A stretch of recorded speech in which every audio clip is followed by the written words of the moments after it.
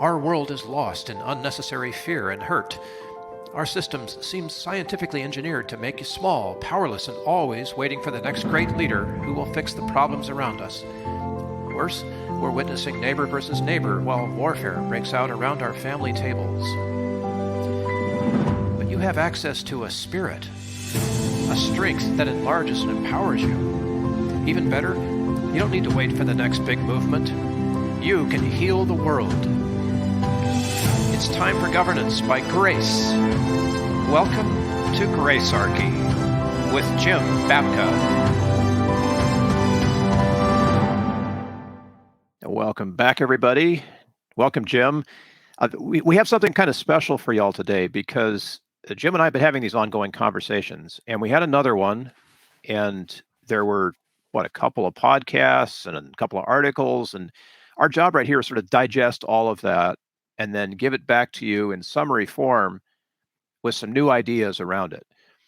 And I don't know, we talked on this a few days ago, right? And in the time since then, I've taken like 6 pages of notes and just, trying to come up with how to put this all. What is the this? What is the this? Yes. Right. So the this, and this resonates for me pretty profoundly because I've been done with church since the early 90s. I have not had a church home for that long.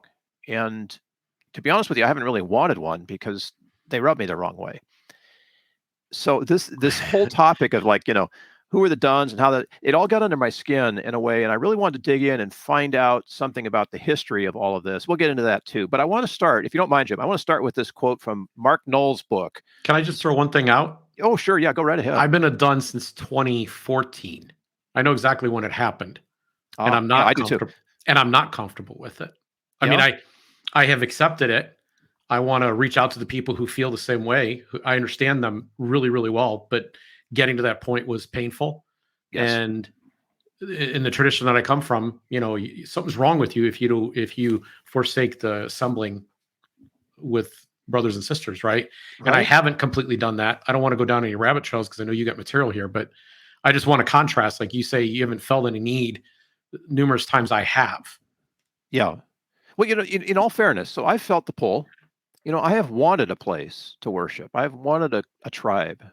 And fellowship. I just haven't found anybody that, that works for me. I agree with that. Pretty recently. I agree with that. Right. And a big part of the reason that we have put on this show is this deep longing. This is central. Yes. Like as you know, I've identified 3 audiences that matter to me in the show that we're doing here. And the third one is this group called the Duns, as in done with church. Done with church. So I'm this. Yeah. So hopefully we really kind of scratch some of their itches today. There's some deep, profound things that I don't know that everybody can identify exactly what's causing their pain and why they separated. And I would like to get into that. I'm most interested here in what it takes to bring us together. Mm-hmm. And we need to look at what has separated us in order to get to that place. So we're going to be gentle about that, but some of the material out there is pretty harsh, as we talked about. Yes. And we got to face those things and ownership of them when we can. Yeah. And then offer grace. So, okay. Mark Noll. Okay. So Scandal of the Evangelical Mind. Yes. It's a classic book. Classic book, 1994. Shortly after I left the church that I'd been in for all of my life up until then. It was not evangelical, but I left it for quite similar reasons that I have begun to learn about later. Anyway, here's the quote. And this is something that is going to, it's hard hitting. I'll just read it. White evangelicals appear as the group most easily, I think it's receptive, if I can't read my own writing, to conspiratorial nonsense. In greater panic about their political opponents or as the most aggressively anti-intellectual. And he follows this up with another one. Much of what is distinctive about American evangelism is not essential to Christianity.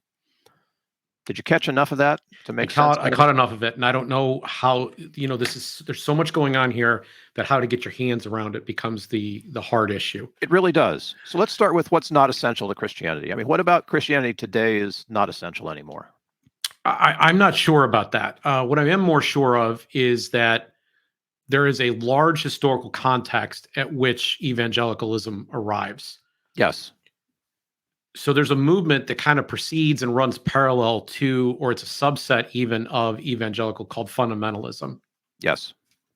And fundamentalism, like almost all forms of conservatism, is reactionary in nature. It perceives a threat and it seeks to go back to something that offered some sense of security. Now, are we talking about religious fundamentalism? Yes, in this Okay, so particular not case, political yes. right now. Right. But it is reactionary, It's reactionary. okay, which is near synonymous with conservative. There is a such thing as intellectual conservatism. It's incredibly rare. Most conservatism is reactionary in nature. And I'm not trying to say that as any kind of insult, because what it is there was a time in the past, my father's past, my grandfather's past, my great grandfather's past, or some other time that was better than today. Oh, of course. Yeah. And so there's a retreat. So fundamentalism, even as Mark Noll's essentially identifying it, is a retreat. I'm going to step back into something. So what do the fundamentalists step back into? Well, they step back into the fundamentals.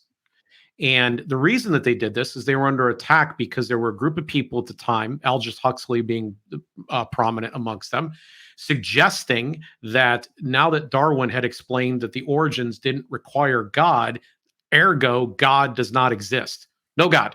Like the only reason we were believing, hanging on to this in the first place is we might need to state what our source or beginning was. But Darwin fixed that for us. We don't need God anymore. And as that started to come into seminaries and pulpits, as that thought process began to work its way in, people wanting to be very modern, there was a reaction from people who said, wait a minute, we're going to lose the true faith. What do we need to do to preserve that? And they did what people tend to do. They went backwards. So this is the moment where the fear took hold. Fear took hold. There you go. And fear's our key word. So unless Mark Noll, like criticizing this, shaming this, won't work. You're going to keep hearing me. I more than likely in this discussion, you keep hearing me saying this theme again and again, because this is where Gracearchy comes in.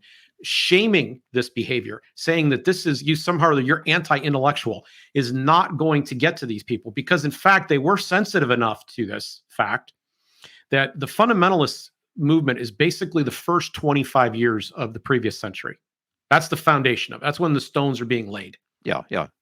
And then in 1960, late 50s even, Henry Morris invented something called creation science. He specifically something called flood geology to demonstrate that the world was as the Bible literally explained it to be, roughly 6,000 years old, maybe a little more, 6,500 years old, somewhere in that ballpark, and that it was all made in 6 literal days by God, that this actually is science. So they did start to come up with an intellectual approach, but it was an intellectual approach in retrenchment based on a fear reaction that caused them to move backwards to something that they explicitly themselves called fundamental. So first 25 years of the 1900s, 1900 through 1925. Roughly. This is when the basis of fundamentalism in the Christian faith in America is taking hold. Yes. And then you have a movement in the 1950s and 60s where you begin this flood geology, young earth creationism. And then very, very importantly, in 1979, a group of men gathered in Jerry Falwell's office and they began the moral majority, because there was a sense that the whole country was going away. Now, what provoked that? Well, in the early 1960s, prayer was removed from the public schools. There was desegregation, and that's not something that the fundamentalist evangelical movement should be proud of, their response to this. The Southern Baptist Church in particular was not going to go along with this. Then abortion on demand in the early 70s.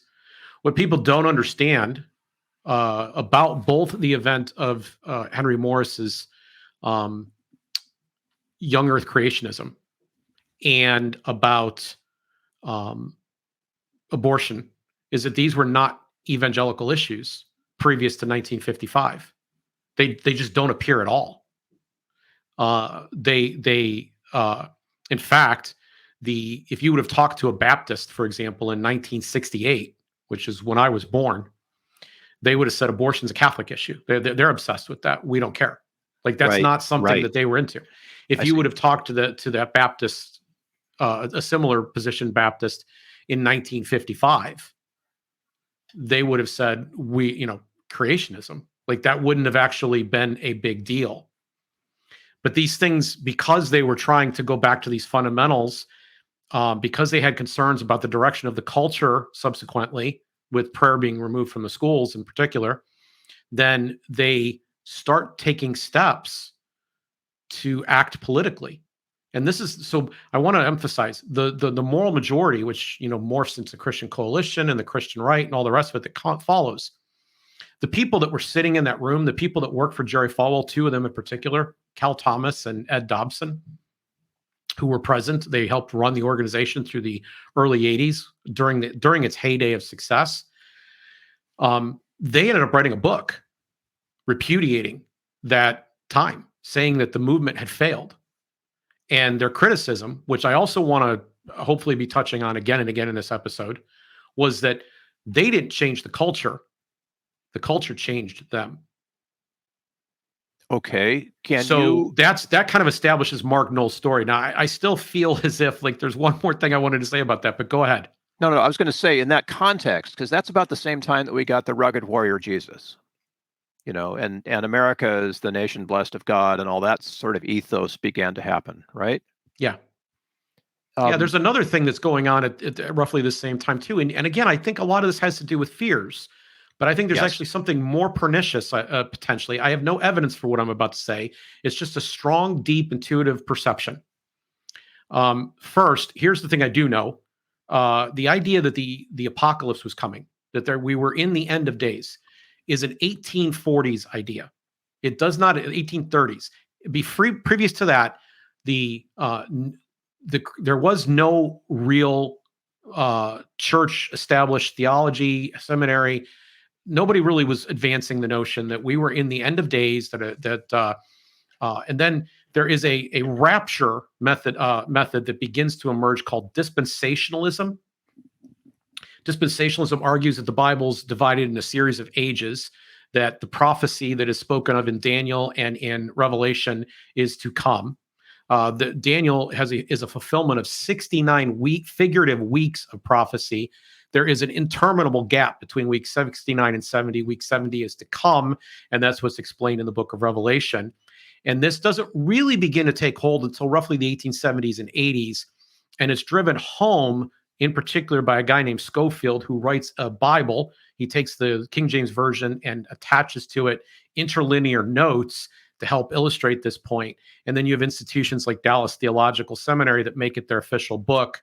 And I will tell you, the impact that the Schofield Bible has was such that the pastor of the church I grew up in, and my father as well, attended services with Schofield Bibles in their hands. And so there's this belief that an end times is coming. Well, you fast forward to the 1970s, there's a very famous guy named Hal Lindsey who writes a book called The Late Great Planet Earth. And there is a frenzy within the Christian right to identify who the Antichrist is going to be, where the mark of the beast is going to come from, what the structure of the 10 horns on the beast are, what nations it might include, and what the Battle of Armageddon might be like. And this actually ends up impacting dramatically our foreign policy.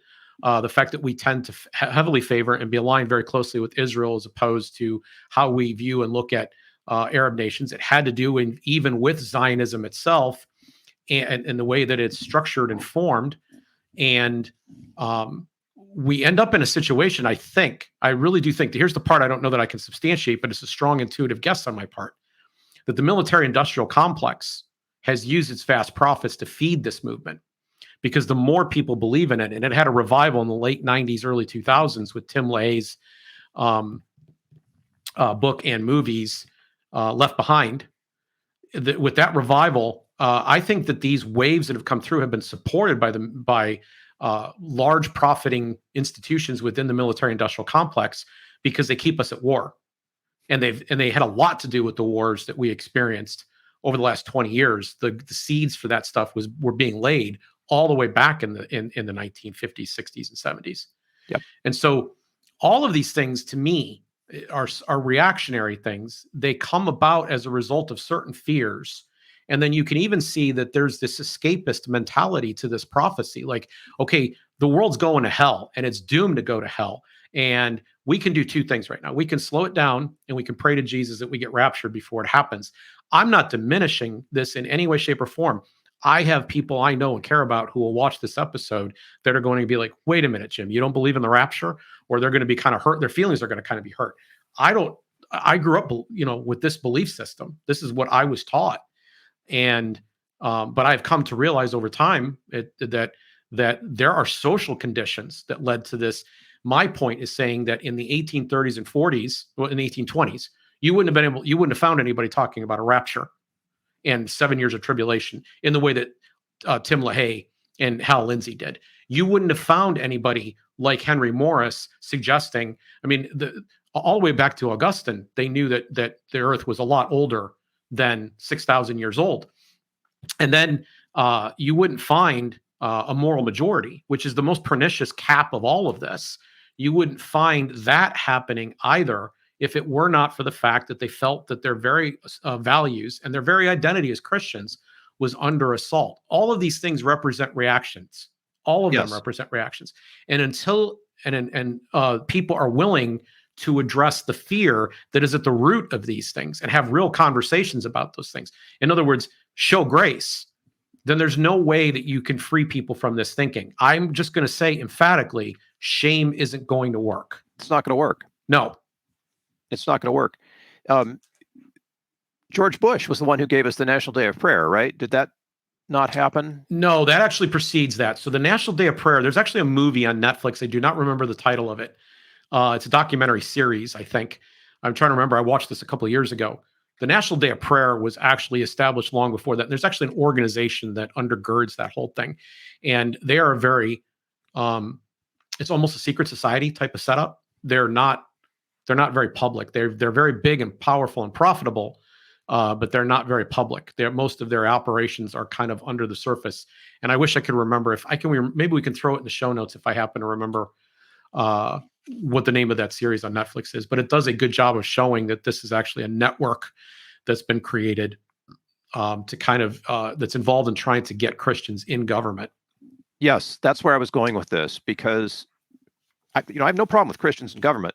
What I have a problem with is the way that the Christian leadership, the evangelical Christian leadership, has used fear to get them there, because they've basically scared people into becoming politically active in order to elect Christian leaders. Yeah, so there's going to be people who think I'm somehow letting Jerry Falwell or any of these other characters off the hook. I just want to be clear, I'm not. Like, Jerry figured out that this would be pretty profitable, that this would actually raise his profile, and that he would be able to sit at tables with kings, so to speak, right? And, he flew around in his private jet, and he was friends with the president of the United States.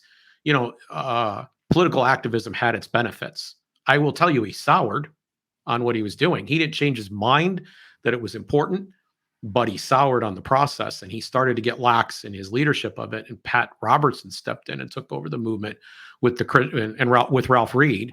They formed the Christian Coalition, which was one of the things that we were reviewing. It was an interview previous to this discussion with Ralph Reed. So I don't want to make it seem like I'm letting them off the hook for how this all gets played out, because I definitely think that, and I don't want to let the political actors in this get off the hook, because we've talked over and over again about the fact that there's a conflict machine at work that is designed to stir us up and get us at each other's throats.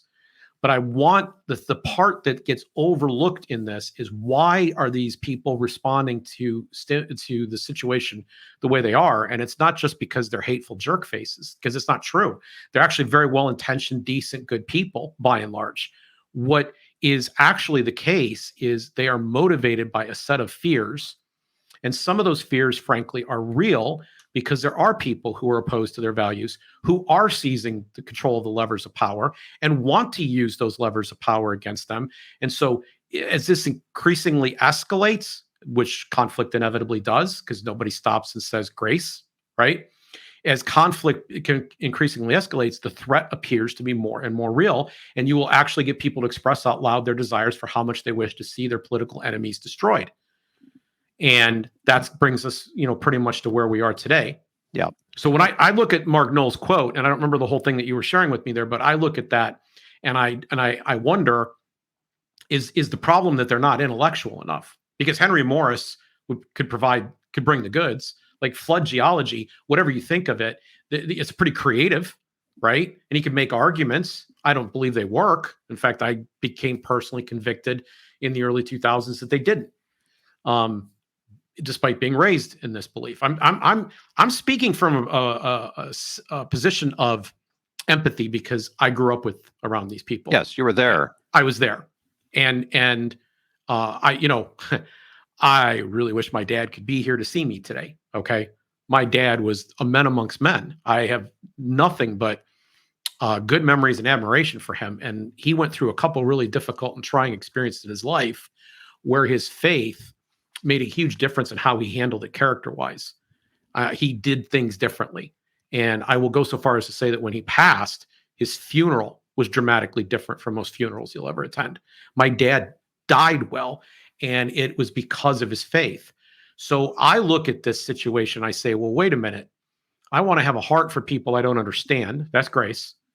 And but in this particular case, I kind of do understand them because I grew up around them. And by the way, I just literally, as we're recording this, I'm just days away from having gone to my old church for a memorial service for one of the people who was a peer of my dad. Mm-hmm. Like their kids were my age and the whole 9 yards. So, I went back through the old building and saw old faces that I hadn't seen in a long time. And we were all happy to see each other. Right. So yeah. Even if I have problems with where I came from, even if I think they're wrong, even if I think some of the consequences are disastrous, I recognize the fundamental humanity of these people. What I want to try to do here is to contrast the way the early church started and grew with the way the current church is attempting to remain relevant. And this point about creating fear is part of that. We know that fear sells, right? Yeah. If you were running anywhere in the media right now, if you're running a media outlet, even if you're running a podcast, that stuff is going to catch on, is going to catch fire. And it's well-founded chemically too. We actually know the chemical reactions. Yeah. And so this is the thing. And it doesn't matter whether you're running the military industrial complex or Gracearchy, fear is there. It's in the mix. You have to address it. And if you're running anything that is coercive, you can use that fear to get people to do what you want. And if you're running anything that is grace-based, which is the opposite, it takes a little bit more effort.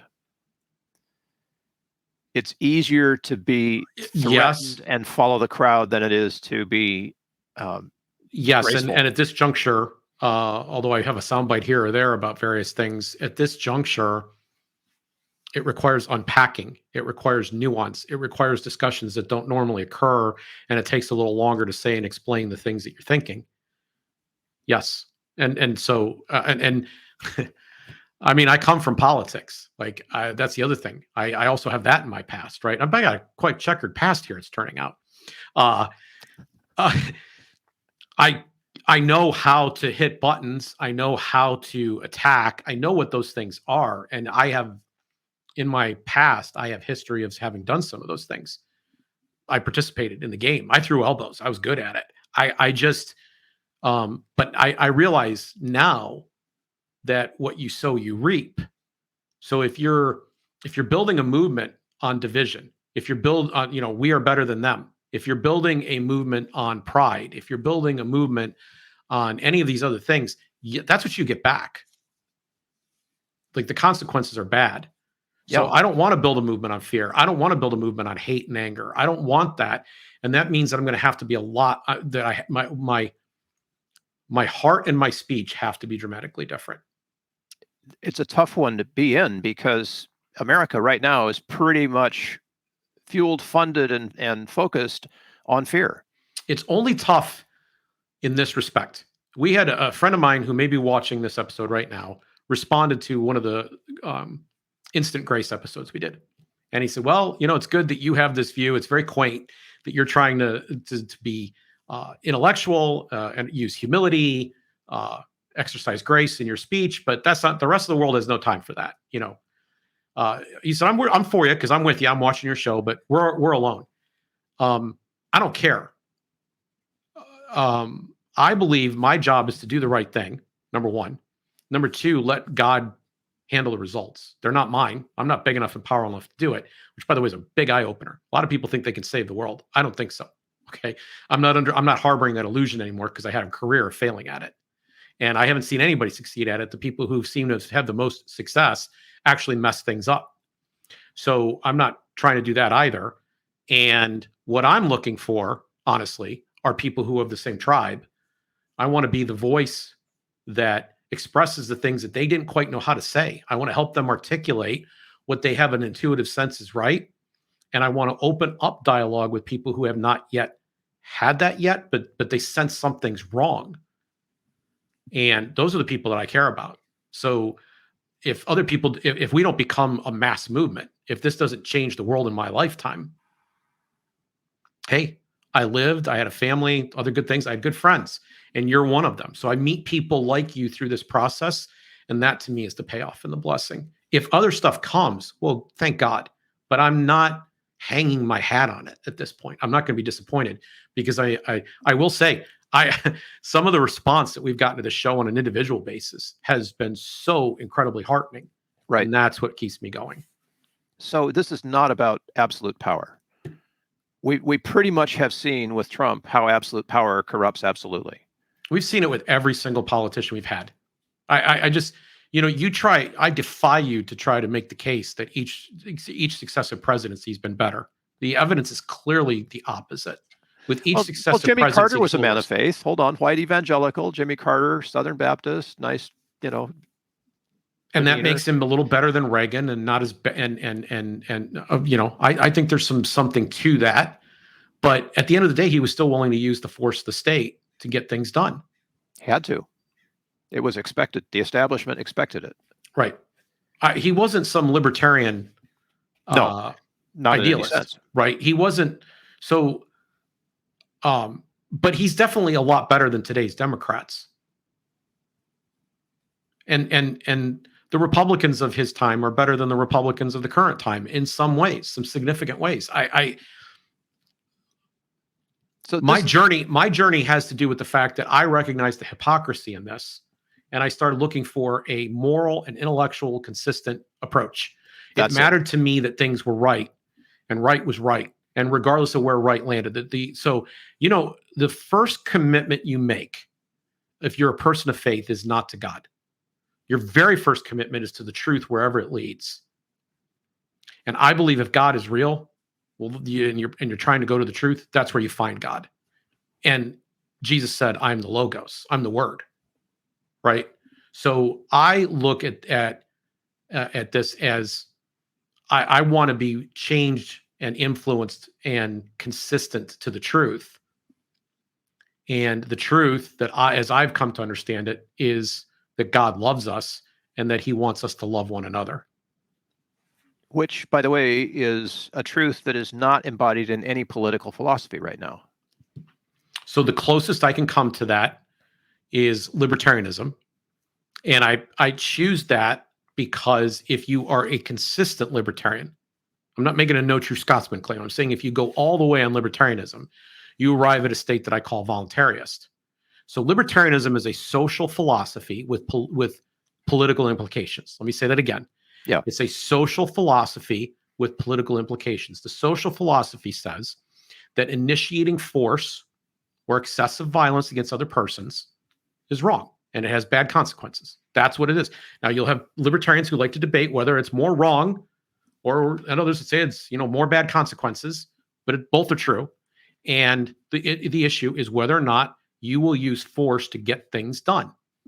Republicans, conservatives, willing to do that. Democrats, progressives, willing to do that. Yeah, they're willing to use force to get things done. The libertarian is not. Now, there are libertarians who make exceptions. They want some government, a limited government, a small government, whatever. But, you have to ask limited by what? Small by what standard? And if you go all the way on this question, you say we're never, ever going to initiate force. And we are not going to use excessive violence to achieve our means, right? And we all know what excessive force means. We have that term in the law with dealing with how police handle themselves. Yes. So we know what this is. We know what this looks like. And the law has spent a lot of time figuring these things out. But politicians make artificial laws all the time to coerce the behaviors of other human beings. And it's that coercion that's at the root of all the conflict that we have with us. You suck that out. Listen, if you don't like the cut of my jib, you don't like my hair, you don't like the color of my skin, so what? Really? You know what I'm saying? Like, it doesn't matter. Like, anybody that's watching this right now, you don't have to like me. I don't have to like you, because we're not in each other's lives in any way. But the second then that someone decides that, no, I'm going to make sure that I clamp down so it shows like this can't be on the air, now we got a problem. The second that they say, well, your lifestyle is such that I don't approve of it, whether you're gay or trans, whether you're a gun owner or a church attender, it doesn't matter what you are. As soon as that coercion shows up and we're going to start to take away your ability to make decisions as an adult in your life, that's when the trouble begins. And everyone has a way of life that they want to preserve.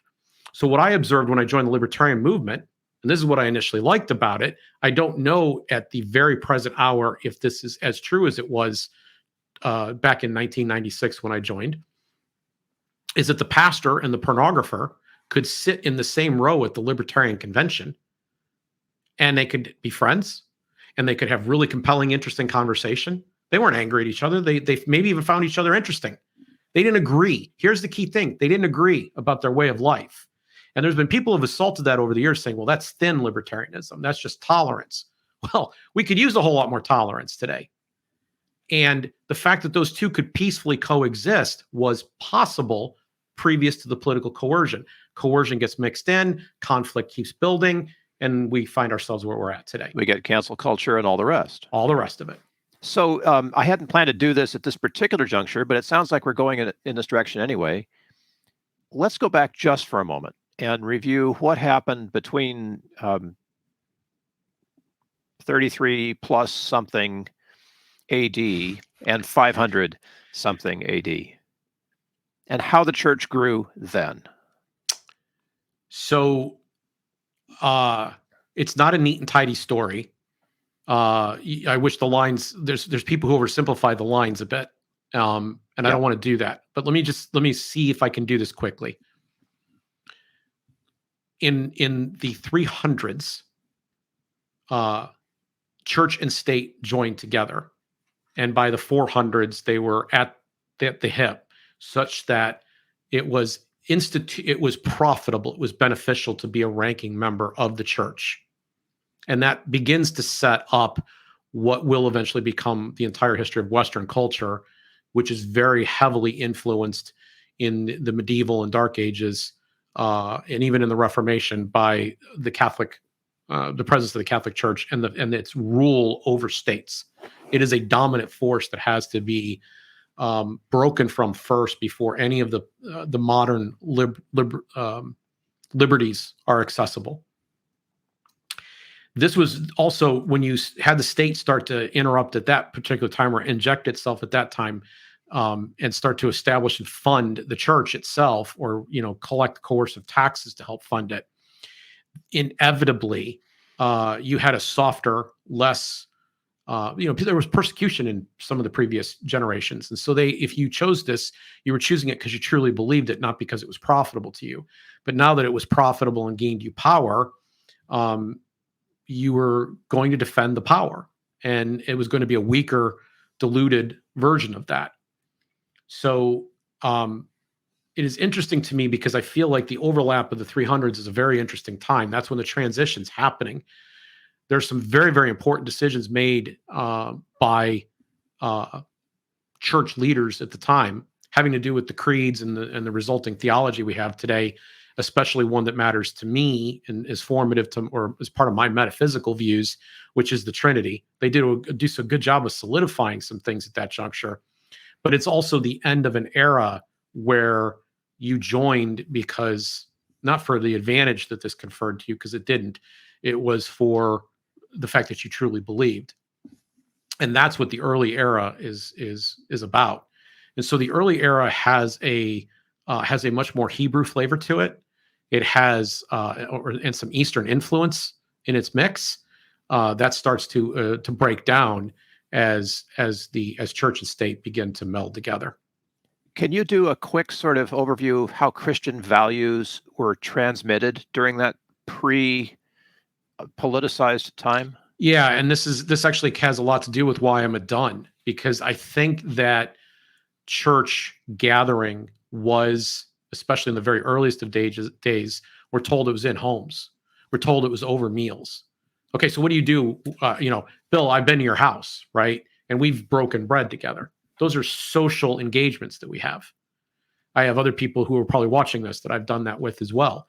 And those are social engagements that happen in familial or friendship settings. And so they were using that type of setting to meet.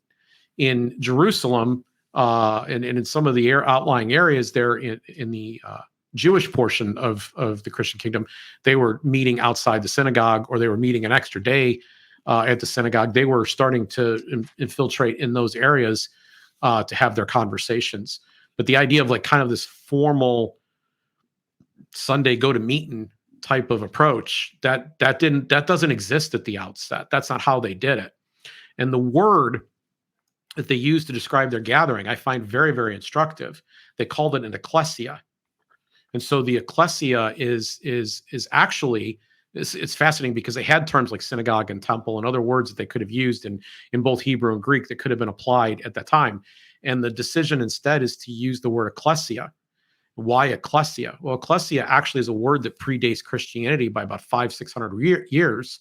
And you had like the men of Athens, for example, or the men of Sparta, who would gather in a pure democratic sense. And everyone was part of a jury. Everyone was part of the governance. It was pure democracy. And ekklesia literally means called out assembly. So it was they chose a political term to describe what their gatherings were. Now we've turned this into, again, to religion, and the religion has steeples and different symbolism and meetings, and we have priests that stand up in front of the room and the whole 9 yards, and it becomes church, so such that people can't imagine a setting where it would have just simply been some people getting together to break bread and to pray with one another and to share their lives together and to maybe even go out and do good deeds with each other. What do you think the church was first influenced to become a political force? It happens actually pretty quickly. So there is already a debate going on while the epistles are being written. And you can see some of this, for example, in John. He's upset with a group called the Gnostics.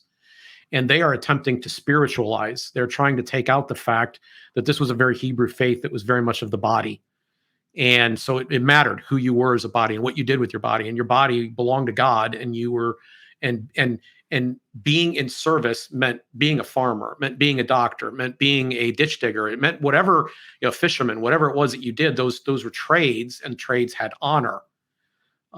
They were trying to spiritualize and make these about there's a different plane, and achieving enlightenment is somewhere off in the distance, but it certainly isn't in this flesh and blood body, which is definitely corrupt. And so there's already an attempt to make this religion.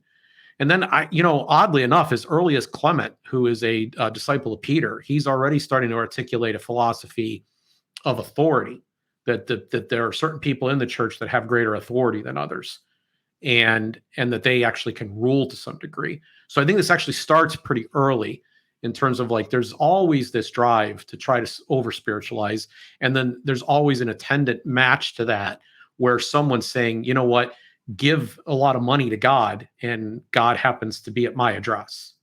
Yes, right. I'm with you on this. So Ralph Reed is basically nothing new, is the point I'm getting to here. Yeah, but Ralph Reed's responding to that fear we spoke about at the top of the show. Fear. And, yes. and he's a guy who has political skill. That happens to be his gift. But he's really gifted in organizing. Listen to how prevaricacious he is about this. I had to write this quote down. So Ralph Reed, of course, is a Christian Coalition. He's helping to get Trump elected. And he gets asked, how can you do this? Trump is, not the world's greatest guy. Here's his quote, his response. He says, which vote results in the greatest good and redounds to promoting the greatest amount of social justice? And which one advances grave moral evils? And which one will least advance the common good? Now, at that time, so putting this in context, the social ills around it are religious freedom, pro-life, right to life, judges who will respect pro-life choices, and the defense of Israel. That's a pretty narrow agenda, but it was enough to motivate the Christian evangelicals to put Trump in office. But see how he's playing on the evils there. See how he's playing to the fear. Okay, can I take issue with one little thing that you said there? Is that okay? Sure, yeah. Taking issue with Ralph Reed here, by the way, is his quote. No, but I don't think evangelicals are entirely responsible for Donald Trump. I actually think. All right. So again, we're going to return to the shame motif here. Yes, it's time. I don't want to forget about your question. I really want to deal with Ralph Reed. So let's please keep a pin in that. But Barack Obama very famously said that this group of people clings to their guns, their Bibles, and their antipathy. Famous quote. And he's running for president the second time. I mean, this is a campaign reelection type of attitude. Okay. And you wonder, people say, oh, well, all those people in the Christian right, they're a bunch of bigots and racists. They don't want to vote for the black man for president. But he's the one that said they cling to their guns, their Bibles, and their antipathy. This is shame showing its head again, right? Why can't the rubes just get in line? It's like we've got a good program for them. Right. It's the same shame. Yes. We got a good program going here, and they just need to get in line with the program. But they're too busy clinging to their guns, not good. Their Bibles, not good. And their antipathy, not good. Yeah. And this, by the way, is a guy who claimed to be a Christian saying this. Right. Who attended Sunday services before he became president. So it's fascinating that this is how he chooses to go about doing this. He's stirring up conflict. Should the people about whom he's speaking perceive that attitude as being a threat to them and their values? That if Barack Obama had the power, does it appear that if he had the power, he would do something to make negligible their values? Well, I mean, honestly, he said quite a few things about guns over the years. So, that's in play, right? And who is anyone to question anyone's antipathy? I have a whole bunch of things that I don't care about, right? Does that make me a bad person? Like, we all have limit as to how much we can care. Like, there's only so many hours a day, so much emotion you can exude. We got to sleep, we got to eat, we got some other things to do. I'm going to go watch a movie, whatever. I mean, I can't care about everything every second of the day. So it's it's this shame approach showing its head again. Well, do you think Ralph Reed was like standing on Obama's shoulders to heighten that? Yes, there you go. I will gladly jump on board with that point of view, because each one of these guys then kind of gets on the shoulders, right? And Ralph Reed is part of the escalation of these matters. Yes. Even if he can find congenial words, he wouldn't have used the word social justice just a handful of years ago, right? He's doing this because he's smooth. And boy, is he ever smooth. Let me tell you. He's an operator. Oh, he's an operator. He's an operator of operators. And just so everybody knows, if you're a pro Ralph Reed fan, he's got an idea that this thing that he does will eventually include folks like Democrats and progressives. Yes. Yeah. Yes. No, he's actually, his thinking is actually pretty evolved and strategically speaking. Strategically, yeah. But see, you've got this situation where the church has become joined at the hip, has become synonymous, somewhat in the minds of the people in the pews. I will tell you, the people in the pews do not believe politics is the most important thing, but that's not how they act out in the world. So it's kind of hard to tell that they have these other sentiments where it's actually fairly down the scale to them. Okay. the amount of time they spend talking about it, the amount of effort they put into it, the way they come across as they do it, all of these things lend to a view that they are really, this is their prime motivation in life. But if you spend time with them and get to know them, it's not even close. It's not even in the top 5 or 10. Not anywhere near. They hold their nose and vote for the lesser of two evils, as most of us do. And the pastor said it was fine. They care about their relationship to God. They care about their relationship with others in the church. They care about their families, especially their children. They have a lot of the same concerns and cares, frankly, that everybody does. Every American has. And they've got real lives that they've got to go live and a job to do and all the rest of it. So it is fairly low, but the amount of free time that they spend talking about it, the amount of effort they put in social media, the amount of time that they spend volunteering and giving money and speaking up for these different causes and making it important. That's what outsiders notice. And outsiders wouldn't be wrong to notice these things because it looks like it's targeted at them. Yes. So I want you to be clear. We spent a lot of time at the beginning saying that they are reacting out of fear, but eventually, Ralph Reed, all of them, they stand on the shoulders of this stuff. They become predatory themselves. They've joined full throat into the conflict machine, and they begin doing things that are not manifest examples of love. So how do we get grace into politics? I mean, I've been struggling with no. We got to burn it down. We got to burn it down. That's it. It can't survive. Let's go back to your question about the church because it's excellent. And I have a feeling I knew where you were going, but let me take it. Let me see if I can go take what you were starting to say to the present. Yeah.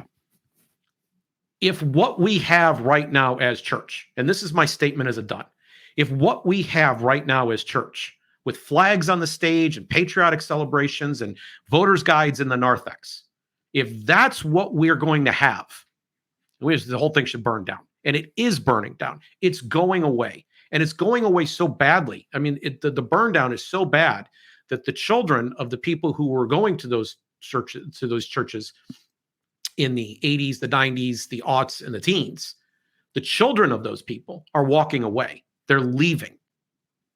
And some of them are stopping at done, but not all of them. Some of them keep going right out to none, as in no God. They've completely given up on it. If this is what God is, I want out. And the culture war has been lost entirely. This plan has not worked. At every juncture, it has been a failure. And then what's happened instead, as Cal Thomas and Ed Dobson identified in Blinded by Right? I don't remember the name of the book now. As they identified in that, it changed them. It changed the nature of the church. And so whatever that was, it's got to go away. Now, if you're listening to me, you're in the earshot of my voice right now, and you've got a flag, an American flag on your stage. If on Memorial Day and Independence Day and on Veterans Day, you're having special services in honor of military service, previously fought wars, your government and your nation, the Declaration of Independence, and all the rest of it. If you're doing that in church, you've diminished something that is vast and bigger in a lot of ways, that is inclusive of everyone. You are narrowing it to parochial and even, I would dare say, political interests. And if that's going on in your church, stop it now. Stop it right now.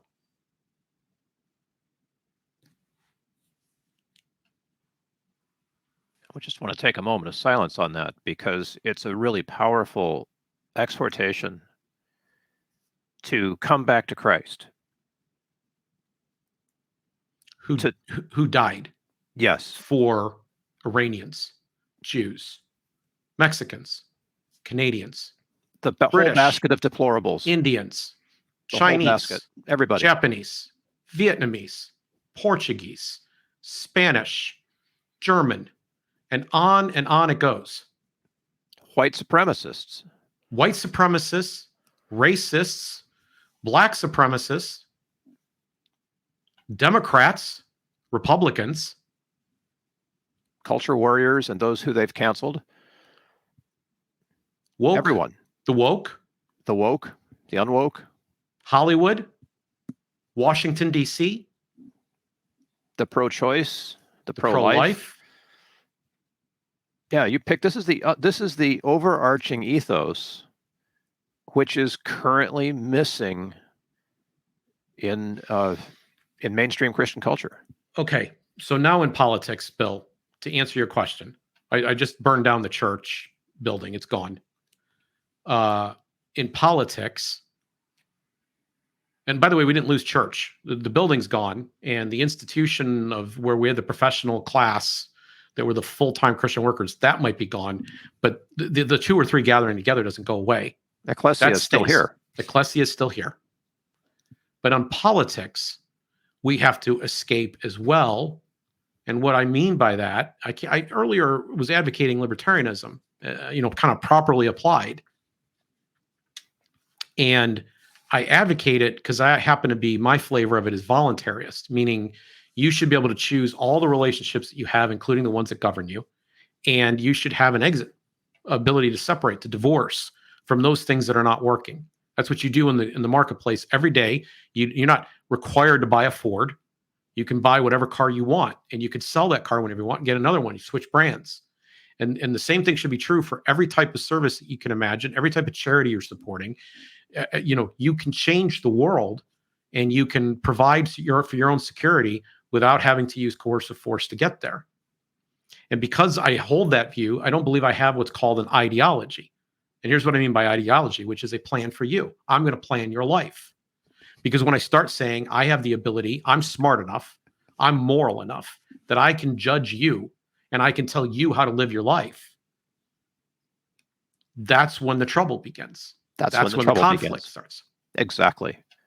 So, there's movements going on right now. I want to make clear my show is only about, it includes this, but it doesn't stop. And this is a big problem.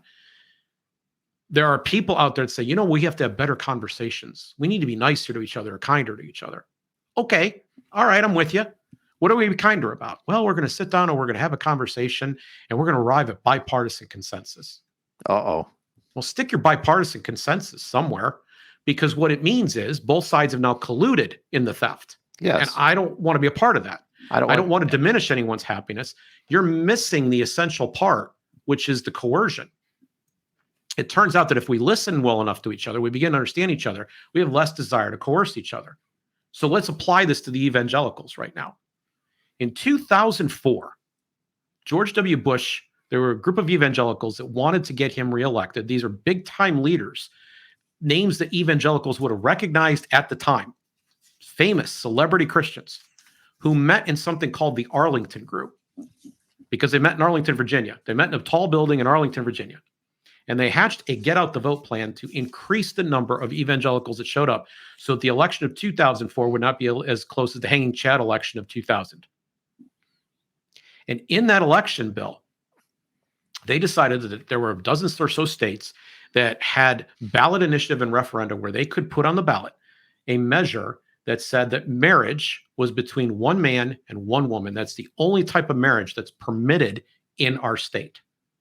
And everywhere they ran these ballot initiatives, this is 2004. We were all so young then. Everywhere they ran it, these things passed. No exceptions. And then the Supreme Court came along less than 10 years later, or roughly about 10 years later, and said, nope, this is gone. Now you say, wait a minute, that was done by a non-democratic institution. I bet there was a lot of outrage about that. You'd be wrong. The children of the people who voted on that ballot, who were now adults, had already changed their mind. And many of the adults who had voted at that time, who were still alive, had also said, you know what? I don't know why we got all lathered up about this. Yep. And if you poll the American public here in 2023, less than 20 years from when the Arlington Group's movement occurred, you will find overwhelmingly that gay marriage has been affirmed and accepted. And many of us evangelicals, former fundamentalists, have been to a gay wedding. I have a family member who is. And I'm saying to you, this is the trend, this is the direction that was going on. But now, let me go all the way back to the very beginning of the show where we were talking about Henry Morris. Let me go all the way, and let me bring it to the present where we're talking about gay marriage. In both of those issues have something in common. And that was, there was a belief that we had to stick with exactly what the Bible says in exactly the way that we believe that it had been said, right? Because there are hermeneutical questions in these cases.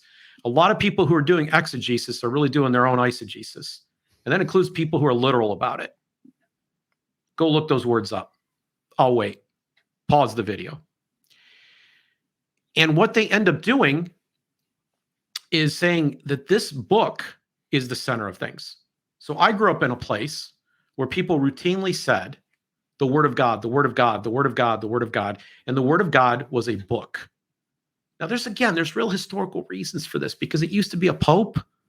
And they said, no, the Pope isn't the authority. We have to have a better authority. So they switched to the Bible. So at the time that they needed to do that, this was a liberating move. But over time, they found ways to once again imprison, this time with letters. So it's like the Pharisees have shown up on the scene again, and they get the job done.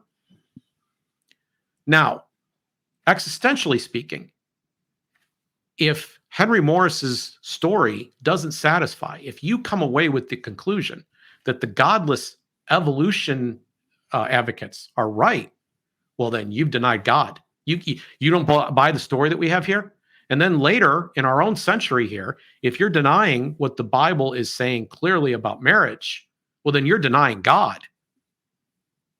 So the stakes get raised to where all of these other ancillary things become more important or on par. And the irony of this particular story that I'm telling you is that we're told in John 1 who the Word is. In the beginning was the Word, and the Word was with God, and the Word was God. Jesus Christ himself is being described as the Word, as the Logos. He later confirms this and says, I am the way, the truth, and the life. I am the way to the Father. And the idea that we can substitute a book, that a book can take that level, and that our interpretation of that book is equal, and all these other issues are equal, so that if you deny one of these little issues, you've denied the whole thing, creates a situation where, frankly, we have a whole generation of burgeoning atheists they were kids that used to sit, in our Sunday schools. They were kids that used to go to our children's church and our vacation Bible schools. And now they're like, hey, if that's what you're selling, if I have to believe that, I'm out. Oh, we've got an episode coming up with Baxter Kruger, who's going to be very gracious on biblical teaching. And yet he quotes scripture constantly. Yes. And yet he's incredibly true. He gets into some of the historical stuff you were asking me about in a different way and better, right? About what was going on in the early church. He can name names, cite, people, and quote them like this. Yes. So there's no escape from tradition here. This is the original tradition from which we're talking here. I'm not, there's some degree to which people think in the episodes we just did with Dave Brisbane, the ones that are going to come with Baxter, the one that I'm doing here right now, that there's some kind of theological innovation. And I understand why they think that such innovation is a bad idea. But I promise you, we're not innovating at all. All we're saying is that this is original stuff. And it was about love from the very get-go. Right from the start. It wasn't about trying to change the Caesar, reform the Roman Empire. That was never what it was about. Never the thing. And they endured tremendous persecution to which we cannot even compare here. Yeah. And then they counted that glory such that, they understood that it involved taking up a cross. It might cost them their very life. This is a hard road that we're talking about here. This ain't easy stuff. This is why when someone says, oh, you're talking about grace and, somehow or other that's free or easy. No, it's the opposite of fear. It's the exact opposite. It's so much more difficult to take up the cross. To walk in and say to somebody who clearly has caused offense, what's your deal? I want to understand you. Yeah. And I recognize God died for you too. I don't want to call anybody out here, but I had an incident happen. Close family member wound up in contact with someone who was diametrically different than we are and had no problem telling everybody about it. And the typical response is to shut up and walk away. The response that Jim and I are advocating for that situation is, tell me more. Help me understand why you feel this way. pretend I'm a 3-year-old and you're trying to explain your point of view to me. Mhm. To really get inside that and allow the other person to hear what they're saying and to hear what they're believing. Because I promise you, and Daryl Davis is one who will back us up on this, I promise you, if you listen, things will change. If you listen, things will change. It has been interesting to me because as I've gotten to know you and about your family and, so forth, we kind of are a little bit different ourselves. Oh, we are. I'm progressive. You're conservative. Doesn't matter. And personally speaking. Yeah. And I tend to hang out with a lot more conservative people. I'm guessing you don't. Well, we have a divided family, so one can choose. I do too. Right? I do too. I have a Unitarian minister as a cousin who is out. As just one example. Yeah. And I don't get everything that she's saying. I really don't. I don't. Okay. But she's interesting.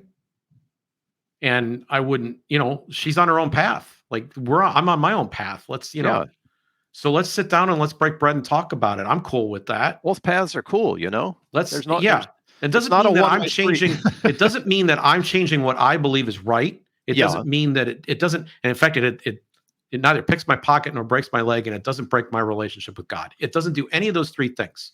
Right. So to the degree that those three things don't happen, I should not interfere. I should let this other person have their own relationship with God and figure out how that works. I know God's still there. I know that Christ came and died to go right down into the deepest, darkest parts of us. He went right into our delusion. And we'll talk about this with Baxter when he comes on too. Went right into our delusion, right into our darkest place and said, I'll meet you there. I'll meet you at your lowest low. That's where I'll agree to meet you. And that's extraordinary. And that's the model. Can we meet people at their lowest low? Well, we're set up to do that. We're set up to have that relationship. The question is a choice, right? Will we? I agree we can. Will we? So maybe we could put a bow on this. Yeah, bring it home. I'm thinking about the duns right now. I'm thinking about the people who are either about to give up on church or have given up on church. And you have a sense that something's wrong. And what I'm telling you is wrong is that we have this desire that instead of to use grace, modeled by love itself, we have instead tried to find shortcuts. It seemed obvious that we were taught in school that the democracy was good, and ergo we could reform the world. We just had to get involved. And there are snake oil salesmen on all sides who are happy to get us involved. They would like to create conflict because through conflict, they gain power. And the entire system that we've got with Biden and Trump at the top of it right now, and anybody else you want to put in those two respective spots, is entirely about divide and conquer. And the dividing and conquering is of the people. And that to the degree that has infiltrated our church, it has corrupted it. And the thing that we are calling church, when it is about buildings and butts and budgets, more than it's about relationship. When it is not able to have excess to give away, it has to pay its banknotes to the local bank instead. When it has an American flag on the stage or political voter guides in the narthex, it has lost its way. And old skins, you don't put new wine in old skins. These are skins that need to go. They need to be trashed. And that's where we find ourselves today. And then we find ourselves in a situation where people are trying to bind people to a law that they themselves have written. And this is a theme that is in the life of Christ itself. And to pretend that it's not happening right now is to ignore something nearly as obvious as the nose on your own face. And to the degree that you as an individual have sensed and felt that, then you have a sense in your own spirit that something's not right. And maybe before today, you couldn't put your finger on it, but now you can. The politics has corrupted the church. The church has not reformed society through it. And it turns out they didn't because that's not the plan. That's not laid out. That is not the gospel itself. It turns out that if we elect Republicans, the kingdom of Christ does not show up. And I would say, there's been a lot of sanctimony that this is just a problem. The right is bad and the left is better. It isn't true, because everyone's been using coercive force to get what they want and not taking the time to love and understand each other. And then some on the left, their crime is that they'll pretend that because they advocate compassionate programs, that alone makes them good. They don't care about the means by which they do it, where they take from some and give to others and then stand up and exalt themselves. Look at how good we are. We are virtuous. And all of this is poison. All of this divides. All of this creates tension and division and exacerbates the very problems that we're sensing that we have around us right now, not just in the culture, in our pews. And churches are going away because of this. And a younger generation is walking right out the door and saying, I don't want any part of this. And I think now you know why, if you've had ears to hear. So I want to my encouragement is to embrace grace. God said, God is love. That's how God wanted to be known. Not love is groovy, not love is cool, not love is one of my priorities, not love is my biggest priority. God equals love. And until you are exhibiting love for people you don't understand, and dare I say your enemies, until you're trying to figure out how to serve rather than conquer them, you're not practicing ekklesia. You're not practicing a faith that's worthy of your children and grandchildren following in it.